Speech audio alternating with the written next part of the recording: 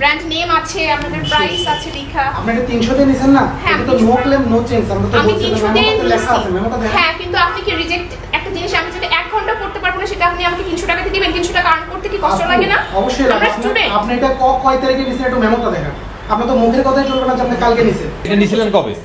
4 দিনও হয় না, আমি আজকে ফার্স্ট এসেছি স্যার, আমি খালি পেয়ে এখন আপু আজকে ফার্স্ট পরে আসছি। মানে এটা 4 দিন আগে নিছেন?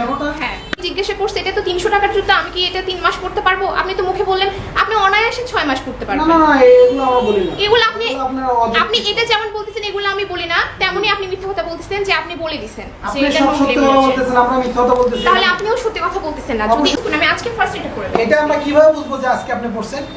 আমরা 4 দিন আগে তো র‍্যান্ডম মোড। আমি খালি পায়ে কি শক করে ঘুরতেছি আপনার মনে হয়? আপনার কি মনে হয় আমাদের যে আপনি আমার সাথে আমরা discuss আচ্ছা শুনেন আমি নো বলি। নো নো, আপনার সবটা মিসবিহেভ।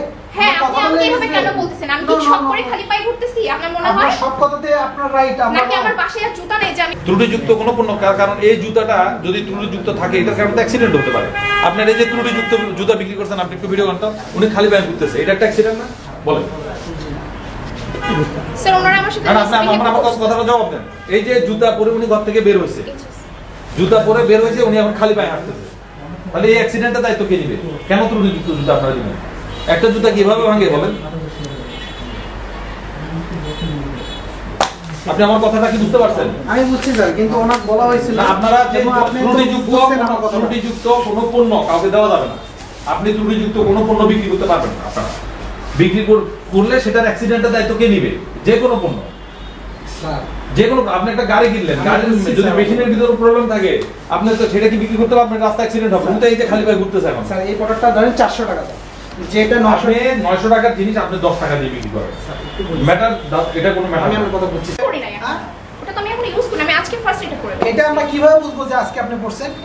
আমরা 4 দিন আগে তো র‍্যান্ডম মোড। আমি খালি পায়ে কি শক করে ঘুরতেছি আপনার মনে হয়? আপনার কি মনে হয় আমাদের যে আপনি আমার সাথে আমরা আচ্ছা, শুনেন, আমি নো নো বলি। নো, আপনার সবটা মিসবিহেভ। হ্যাঁ, আপনি আমাকে এভাবে কেন বলতেছেন? আমি কি শক করে খালি পায়ে ঘুরতেছি আপনার মনে হয়? আপনার সব কথাতে আপনার রাইট, আমরা নাকি আমার বাসায় আর জুতা নেই যে আমি শক করে খালি পায়ে আমি ঘুরতেছি? সেটাই স্যার বলতেছি যে আপনার খালি পায়ে আমার তো হাঁটতেছেন, নতুন এটা আপনাদের এখানকার আরেকটা নতুন পেয়ার জুতা আছে বাসায়, আমি কেন খালি পায়ে ঘুরতেছি তাহলে?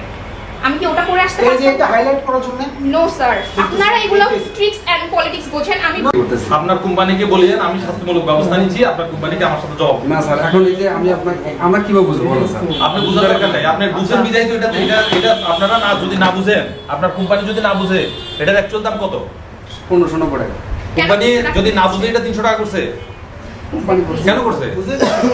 কোম্পানি কি না জেনে করছে? কোম্পানি জানে যে এটা একটু হাঁটার পর ভেঙে যাবে। না না না স্যার, এই যে আমার ফার্স্ট টাইম বললাম যে এটা মডেল আসবে না, আমরা এই আপনারা তৈরি করব না। আপনারা নষ্ট জিনিস দিচ্ছেন, নষ্ট জিনিস বিক্রি করতেছেন এখানে।